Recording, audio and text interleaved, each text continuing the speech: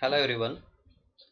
In summary, for the unit number 5, we have gone through the topics on general unsteady state material balance and energy balance for different batch operations. We have seen the general case.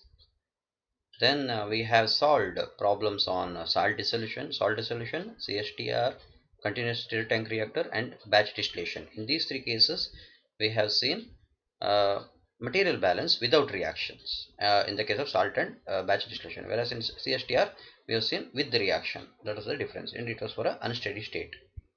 Under unsteady state conditions, we have also done the energy balance for a solvent heating tank system where we have used heating coil, right? So in a preheating culture medium, we used a jacketed vessel kind of thing where heat is dissipated to the medium.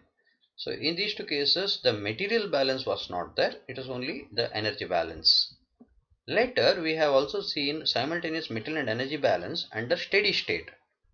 Okay, so these two were for the unsteady state. This is for the steady state where the material balance as well as energy balance both have been seen. So here we have taken the example of a process without the chemical reaction as drying. In that we have seen the different definitions of drying concept, psychrometric chart, and we have seen the design calculation where material and energy balance comes into picture.